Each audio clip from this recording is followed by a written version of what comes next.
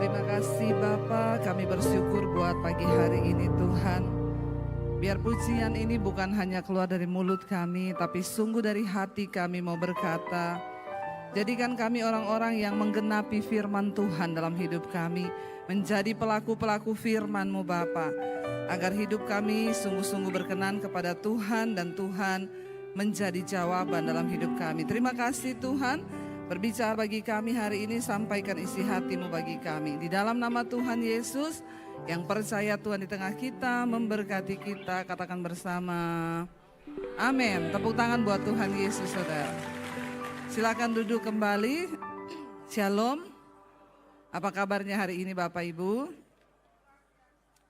Iya, hari ini saya ingin menyampaikan firman Tuhan tentang apa arti di dalam hidup kita ini Bapak Ibu ya. Secara manusia seringkali kita berpikir bahwa hidup kita ini ya karena kita ada, lalu kita hidup semau-mau kita, apa yang kita mau ya kita hidupi. Sekarang ini saya mau usaha ini ya saya lakukan, saya mau begini ya saya begini tuh mau-maunya saya. Tapi sebagai orang percaya ya saya percaya hidup ini bukan sekedar hidup saja, amin.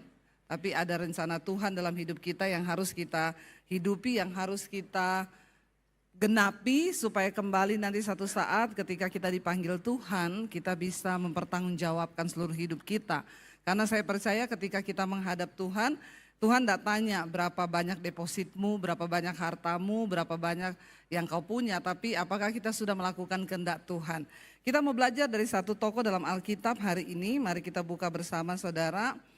Yaitu dari Raja Hizkia. Buka bersama Yesaya pasal 38. Yesaya pasal 38 kita akan belajar dari seorang raja yang bernama Hizkia. Bagaimana dia itu hidup menyenangkan hati Tuhan dan melakukan apa yang berkenan kepada Tuhan. Raja Hizkia ini dia menjadi raja sejak umur 25 tahun. Siapa di sini yang umur 25? Tidak ada ya? Yang 52? Kita coba membayangkan ya, Hizkia umur 25 tahun diangkat Tuhan menjadi raja. Dan Hizkia ini dia hidup, kalau sudah baca di Alkitab, sangat terkenal dengan ketaatan di dalam hidupnya kepada Tuhan. Ketika dia diangkat Tuhan menjadi raja di usia 25 tahun, Hizkia ini seorang raja yang sangat berkenan pada Tuhan, saudara. Waktu dia naik menjadi raja, pertama kali yang dia lakukan apa? Dia menghancurkan semua tugu-tugu berhala, penyembahan-penyembahan berhala di Israel. Itu yang pertama dia lakukan ya. Dia percaya banget kepada Tuhan, dia sangat menghormati Tuhan. Makanya ketika dia diangkat menjadi raja, yang pertama kali dia lakukan adalah dia menghancurkan tugu-tugu berhala yang dibangun oleh nenek moyang. Lalu dia juga yang menghancurkan patung ular tembaga yang dibangun oleh Musa. Kalau saudara pergi ke Gunung Nebo di Israel, di sana saudara lihat itu patung tembaga itu hanya buatan, yang asli sudah dirobohkan. Sama siapa? Sama Raja Hizkia. Karena ketika itu dibangun pada zaman Musa, orang Israel datang ke sana mempersembahkan korban di patung itu. Dan itu menjadi sebuah penyembahan berhala yang Tuhan murka, yang Tuhan marah, saudara. Jadi ketika Hizkia menjadi raja, itu juga dirobohkan oleh Hizkia ya. Dan Hizkia adalah seorang raja yang dipakai Tuhan untuk membebaskan bangsa Israel dari tangan Raja Sanherib, Raja Asyur. Ya, pada waktu itu ditaklukkan saudara oleh Asyur, Israel itu tidak berdaya. Tapi ketika Hizkia bangkit menjadi raja, dia seorang yang takut akan Tuhan. Dan Tuhan menyertai dia. Sehingga apapun yang dia lakukan dibuat Tuhan berhasil. Ya, jadi kuncinya kita ini harus takut Tuhan. Bilang kanan kirimu, hidup takut Tuhan kau. Ya, supaya kau disertai dan diberkati Tuhan. Kita baca bersama Yesaya 38. Judul perikopnya Hizkia sakit dan disembuhkan, saudara. Kita mau lihat kenapa Hizkia itu diberkati Tuhan, bahkan doanya dijawab. Baca bersama ayat yang pertama. Pada hari-hari itu Hizkia jatuh sakit dan hampir mati. Lalu datanglah Nabi Yesaya bin Amos dan berkata kepadanya, beginilah firman Tuhan, sampaikanlah apa? pesan terakhir kepada keluargamu sebab engkau akan mati dan tidak akan sembuh. Ya, saudara, kalau nabi yang berkata begini itu kira-kira benar-benar terjadi enggak? Ya, Nabi Yesaya loh. Dia disuruh Tuhan datang kepada Hizkia menyampaikan bahwa kasih tahu pesan terakhir kepada keluargamu karena kau tidak akan sembuh tetapi mati. Ya, kira-kira kalau saudara mengalami hal yang demikian, ya, bagaimana respon saudara ketika Tuhan berkata umurmu tidak akan panjang lagi? Sampaikan pesan terakhirmu. Mau sekaya apapun saudara, sesukses apapun kita, ketika dikatakan sampaikan pesan terakhirmu. Ya, kematian adalah hal yang banyak ditakuti oleh orang, termasuk banyak orang Kristen. Siapa yang takut mati? Angkat tangan. Yang sudah siap mati, angkat tangan. Yang bingung, angkat kaki. Saya enggak tahu nih karena jam 7 jadi jemaat masih ngantuk atau bagaimana ya. Tapi ya kita harus jujur loh di hadapan Tuhan. Ya, ketika Tuhan berkata sudah selesai, ya kita ya itulah ya hidup dan ya kita harus menemukan saya ini hidup selama ini sudah berbuat apa aja buat Tuhan. Ya, atau saya cuma ya hidup hanya sekedar hidup. Yesaya berkata, dan Yesaya ini seorang nabi Tuhan, hamba Tuhan yang luar biasa ya. Kalau Tuhan suruh sampaikan itu sama raja loh. Dia datang kepada raja, dia nggak ngomong manis-manis. Raja, percaya ya raja, raja pasti sembuh. Ya, itu kan banyak pendeta-pendeta sekarang ya. Kalau ketemu ya, raja pasti sembuh raja ya. Nggak ada yang mustahil bagi Tuhan raja ya. Padahal kalau memang kita lihat orangnya memang ya Tuhan bicara dia mati ya kasih tahu dia mati. Amin. Mau raja mau siapapun kalau waktunya mati ya pasti mati. Ya saya ingat ketika terakhir kali saya berdoa buat Kiki Fatma lah saudara. Pada waktu itu dia pengen ketemu sama saya lalu saya datanglah ke rumahnya. Saya lihat dia terbaring di tempat tidur. Ya saya berkata kepada dia, ya Ki mati adalah keuntungan di dalam Yesus. Jangan takut karena kita ketemu Tuhan Yesus. Jadi persiapkan hidupmu, percaya mati adalah sebuah keuntungan. Saya enggak ngomong kamu pasti sembuh ya, enggak usah menghibur-hibur. A katakan A, B katakan B. Ya, dan kalau saudara juga dikatakan hamba Tuhan begitu jangan kepahitan. Itu kok malah, karena saya lebih baik mempersiapkan orang itu menghadapi kematian. Tidak semua orang siap menghadapi kematian. Tapi mau tidak mau kita harus siap. Jadi daripada tidak siap, lebih baik sekarang mulai siap. Siap, bilang kanan kiri mau siap-siap mati. Jangan tertawa, ini serius ya. Biasanya saudara kan dengar kalau pendeta bilang kanan kirimu, Tuhan baik. Itu sudah biasa. Bilang kanan kirimu, Tuhan memberkati. Itu sudah biasa. Ya, tapi katakan yang tidak biasa kanan kirimu, siap mati kau, bilang. Ya, karena siap atau tidak siap, kalau harinya datang kita harus siap, ya mau sekaya apapun kita. Lalu saudara Hizkia berkata begini, ayat 2 dikatakan di sana, kita baca bersama. Lalu baca orang Bandung ini enggak usah terlalu loyo ya. Kalau saya suruh baca tolong baca Alkitab ya.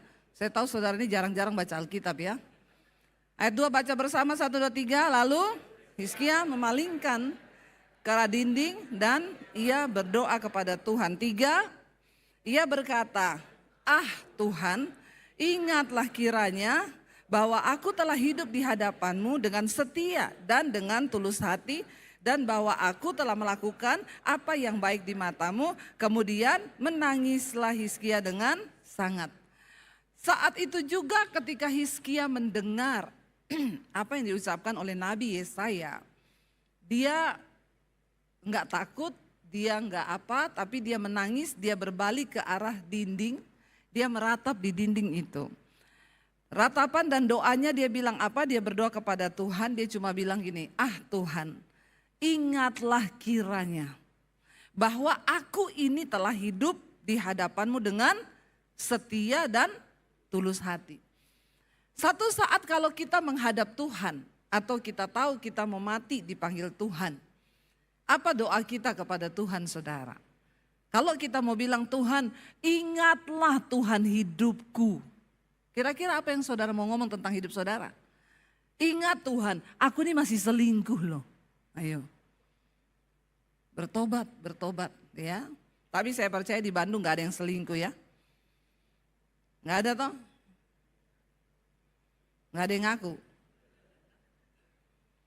Apa yang kita mau sampaikan di hadapan Tuhan ketika satu saat kita akan dipanggil Tuhan? Hizkia dengan berani berkata, Tuhan ingatlah kiranya bahwa aku telah hidup di hadapanmu dengan setia, tulus hati, melakukan apa yang baik di matamu. Kemudian menangislah Hizkia dengan sangat.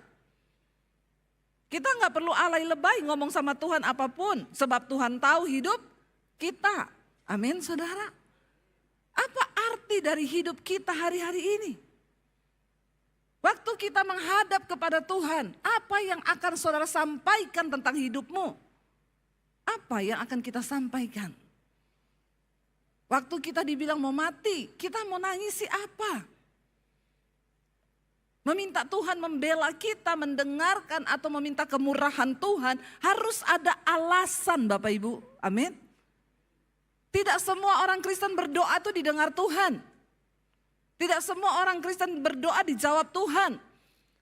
Berikan kepada Tuhan alasan apa untuk dia menjawab doamu, untuk dia memperhatikan hidupmu, untuk dia memberkati engkau, harus ada alasan. Apa yang kita mau katakan sama Tuhan? Ingatlah Tuhan, aku ini kalau hidup berantem terus sama istriku.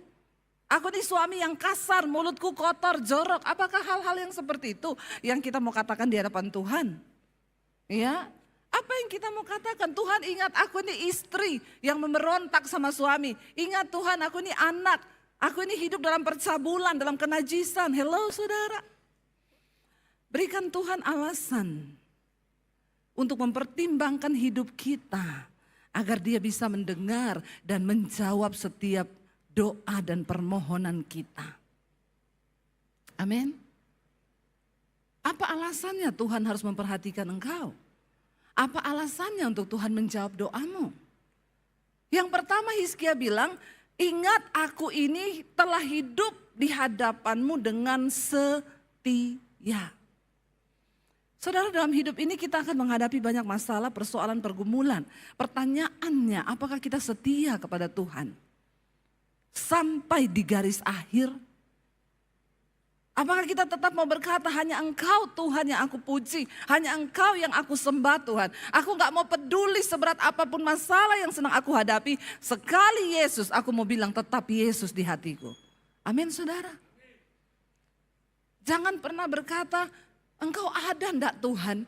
Ya aku ini sudah ikut Engkau, tapi buktinya sampai hari ini di mana Tuhan? Ya, jangan beri kesempatan kepada iblis saudara. Untuk kita ini murtad walaupun hanya secara rohani. Banyak hari-hari ini orang Kristen yang murtad secara rohani yang tidak lagi percaya kepada Tuhan. Tapi mari kita mau katakan, aku tetap percaya Tuhan. Apapun keadaanku hari ini, aku mau tetap bilang, Engkau setia bagiku. Sekalipun aku sedang ada dalam lembah air mata, dalam lembah kekelaman, aku mau ngomong Engkau setia Tuhan. Itu yang Tuhan cari dari hidup kita hari-hari ini saudara. Apakah kita jadi anak-anak Tuhan yang setia? Jalani proses, tidak usah protes, amin. Karena hidup ini adalah sebuah perjuangan, pertandingan. Hidup ini berat, kata kitab Ayub. Hidup ini berat. Ya, kalau sederhana itu rumah makan Padang. Bukan hidup. Jadi yang namanya hidup ini pasti berat. Pasti ada perjuangan. Kalau udah gak mau berjuang ya jangan hidup. Tapi selama masih mau hidup harus siap untuk berjuang. Bersama Tuhan kita pasti menang. Katakan amin. Yang kedua Hizkia bilang, aku ini hidup dengan tulus hati di hadapan Tuhan. Ketulusan itu yang Tuhan lihat dari hidup kita saudara. Mengasihi Tuhan itu harus tulus. Tapi ketulusan itu tidak bisa dilihat sebagai ketulusan kalau tidak melalui ujian. Iya, apakah kita mengasihi Tuhan dengan tulus atau cuma karena ada maunya? Banyak orang datang ke gereja memberi persembahan karena ada iming-iming. Karena kalau memberi pasti akan diberkati. Main judilah kita sama Tuhan. Saya ngasih perpuluhan supaya saya diberkati. Saya ngasih persembahan supaya saya diberkati. Saya pelayanan supaya saya diberkati. Iya, saya melakukan ini. Tapi kalau nggak ada itu, sorry Tuhan, sorry. Saudara, yang lihat hidup kita ini Tuhan. Ya, Tuhan yang melihat hidup kita. Apakah kita setia? Apakah kita mau sungguh-sungguh dengan Tuhan? Apakah kita ini tulus hati di hadapan Tuhan, mengasihi Dia?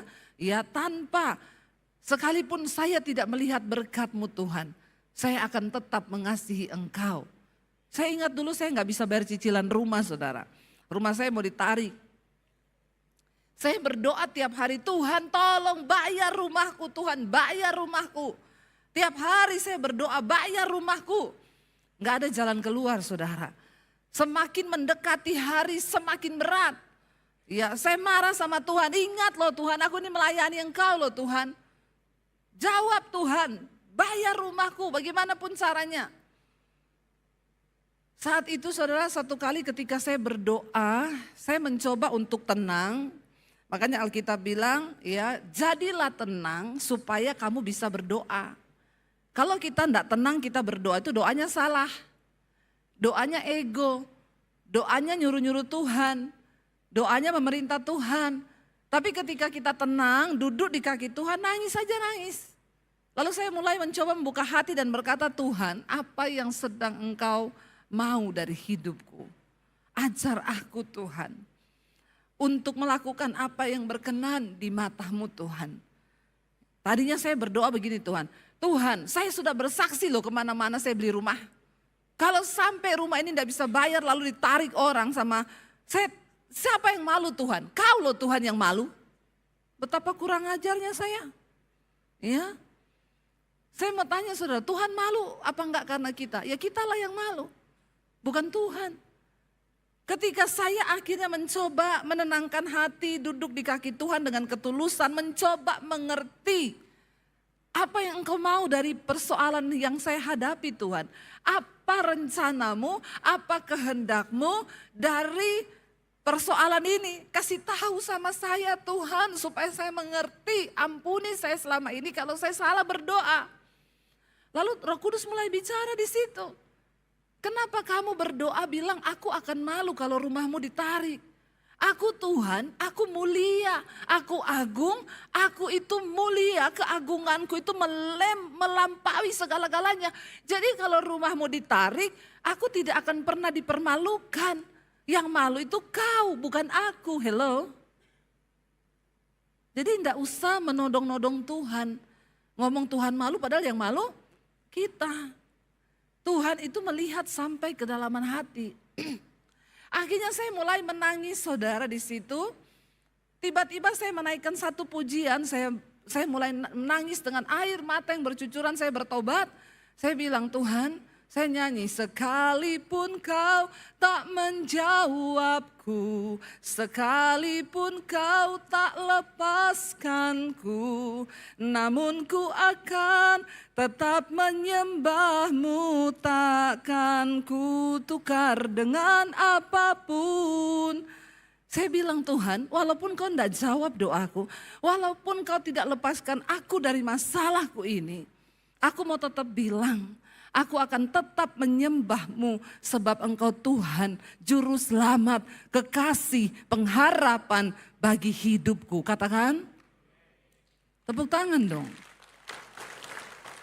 Tolong jemaat Bandung agak bersemangat ya. Saya ini sudah berkeringat loh ini. Walaupun masih pagi, ayo kita semangat bagi Tuhan, amin.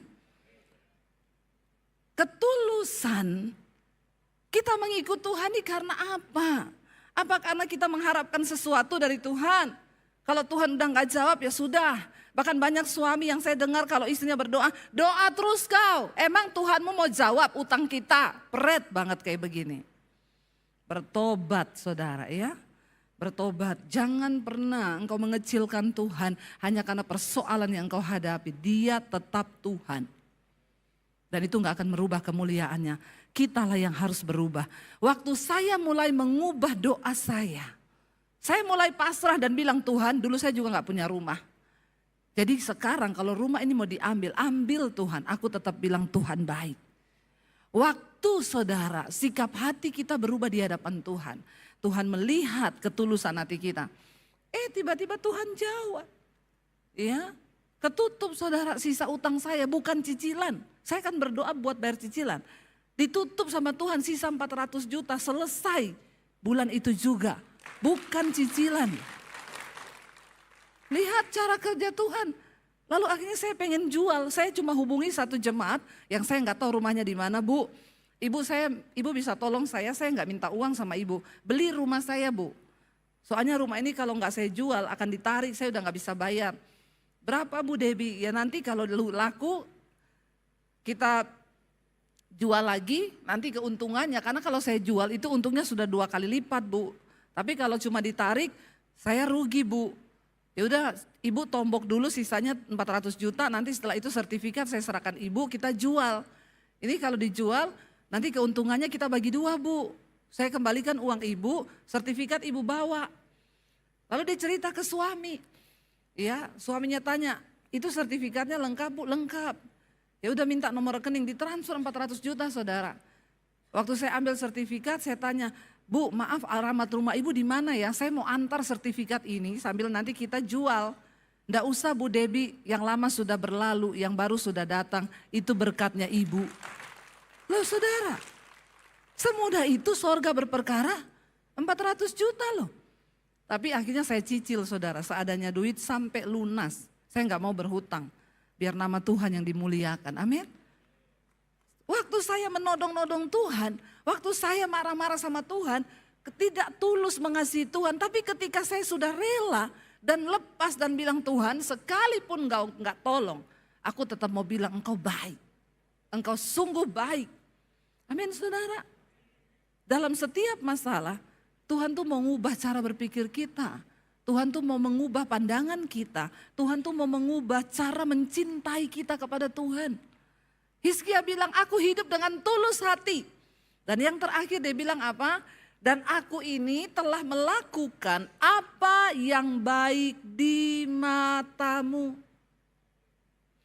Hizkia nggak nangis dengan alay, Tuhan ingat loh anakku masih kecil-kecil loh Tuhan. Enggak. Dia cuma ingatkan Tuhan. Ini loh alasan untuk engkau beri dan jawab doaku, perpanjang umurku. Amin saudara. Aku hidup melakukan apa yang baik di matamu. Apakah kita sudah hidup melakukan apa yang baik di mata Tuhan hari-hari ini? Atau kita melakukan apa yang jahat di mata Tuhan? Kepahitan, kebenci orang, sirik, dengki, gak mau berdamai. Hidup dalam kenajisan, percabulan, perselingkuhan. Apa yang kita hidupi hari ini? Apakah kita melakukan apa yang baik di mata Tuhan? Kita belajar saudara. Kalau apa contohnya Bu melakukan apa yang baik? Hari ini kau sedang bermusuhan dengan keluargamu. Alkitab bilang berdamai, ampuni orang yang menyakiti kau. Lalu kita berkata Tuhan sebenarnya berat bagiku. Tapi karena Tuhan yang suruh, aku mau melakukan apa yang baik di matamu Tuhan. Aku ampuni iparku itu. Aku ampuni mertuaku itu. Aku ampuni adikku itu. Amin saudara. Itu engkau melakukan yang baik di mata Tuhan. Jangan cuma lakukan apa yang baik di mata manusia. Hari ini saudara, kita diberi waktu hidup. Sehari 24 jam. Berapa banyak jam yang saudara beri untuk Tuhan. Dan engkau tidak dipanggil hanya jadi jemaat gemuk di dalam gereja. Yang setiap minggu datang cuma mau dipuaskan rohaninya. Tapi engkau mulai harus bergerak menjadi jemaat yang melayani, katakan. Amin. Layani Tuhan saudara. Iya. Kalau saudara punya talenta apa, datang di gereja aku mau melayani. Kalaupun enggak di gereja, di luar gereja, jadilah berkat hidupmu. Yang bisa dibaca oleh semua orang, yang mulai berkata Tuhan apa yang bisa aku lakukan untuk kerajaanmu. Sebab ketika kita menghadap Tuhan satu saat nanti, ya yang Tuhan tanya apa yang sudah kau lakukan bagiku. Marilah kamu hai anak-anakku yang melakukan kehendak Bapa. Itu kan yang Yesus katakan.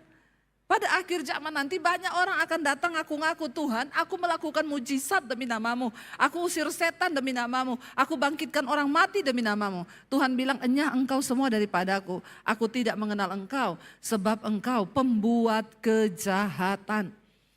Tapi Yesus bilang, tapi aku akan berkata begini, marilah kamu yang melakukan kehendak Bapa, ayo masuk dalam kerajaanku yang mulia. Jadi saudara, pada akhirnya yang Tuhan cari dari hidup kita, apakah kita menjadi orang-orang yang melakukan kehendak Bapa, apa yang baik di mata Tuhan. Kalau kau tahu kita harus hidup dalam kekudusan, jangan bersinah, ya bertobat, tinggalkan. Ya, kalau kau tahu rokok itu tidak berkenan pada Tuhan, ya tinggalkan, berusaha, berjuang. Karena kita mau menyenangkan hati Tuhan, melakukan apa yang baik di mata Tuhan. Suami-suami, bukankah engkau pengen istrimu melakukan apa yang baik di matamu? Istri-istri juga begitu kan? Ya kalau menurut saya sebagai istri, ya apa yang baik di mata saya? Ya suami jangan pergi pulang malam-malam. Iya enggak Bapak Ibu? Ya ketika istri melakukan, suami melakukan yang baik kan rumah tangga kita jadi harmonis. Sama Tuhan pun begitu, menjadi orang Kristen. Bukan cuma sekedar masuk keluar gereja, puluhan tahun kau jadi Kristen. Tapi apakah kita sudah melakukan apa yang baik di mata Tuhan? Kemudian dikatakan menangislah Hizkia dengan sangat. Ayat yang berikutnya kita baca ayat yang keempat. Maka berfirmanlah Tuhan kepada Yesaya, pergilah katakanlah kepada Hizkia, beginilah firman Tuhan Allah Daud bapa leluhurmu. Apa? Telah ku dengar doamu dan telah kulihat air matamu. Sesungguhnya aku akan memperpanjang hidupmu 15 tahun lagi. Dan aku akan melepaskan engkau dan kota ini dari tangan Raja Asyur. Dapat bonus saudara. Ya, Asyur adalah sebuah kekuatan yang kuat. Tapi karena Hizkia berkenan kepada Tuhan, dia sebutkan alasan-alasan hidupnya sehingga Tuhan menjawab doanya. Bukan hanya kesembuhan diberi, tapi bonusnya Tuhan melepaskan dia dari tangan Raja Asyur dan aku akan memagari kota ini. Sebab kemenangan raja berasal dari Tuhan. Inilah yang akan menjadi tanda bagimu bahwa Tuhan akan melakukan apa yang telah dijanjikannya. Dan lain sebagainya saudara bisa baca. Saudara, doa Hizkia adalah doa yang tokjer. Saat dia berdoa, saat itu juga Tuhan jawab. Yesaya belum sempat pulang ke rumah, berbalik sama Tuhan disuruh balik kembali ke istana. Aku mendengar doa Hizkia, aku melihat air matanya pulang kembali. Sampaikan, aku akan memberi dia umur panjang 15 tahun lagi. Diberi kesempatan, ya lalu aku beri bonus. Aku akan lepaskan bangsa ini dari tangan Raja Asyur. Bukan dengan peperangan, bukan dengan perjuangan, bukan dengan kekuatan militer. Tapi cuma dengan perkenanan Tuhan. Saudara di hidup ini, kita butuh perkenanan Tuhan. Jangan coba hidup dengan kekuatanmu. Jangan coba berjuang dengan kemampuanmu. Karena Alkitab bilang terkutuk orang yang coba hidup dengan kekuatannya, yang coba hidup dengan pikirannya, tapi diberkati orang yang mengandalkan Tuhan. Apa arti mengandalkan Tuhan? Engkau hidup menyenangkan hati Tuhan, engkau hidup berkenan kepada Tuhan dengan setia, dengan tulus hati. Ketika hari ini engkau sedang ada pergumulan dalam hidupmu, pakailah kesempatan itu untuk membuktikan kesetiaan dan ketulusan hatimu di hadapan Tuhan.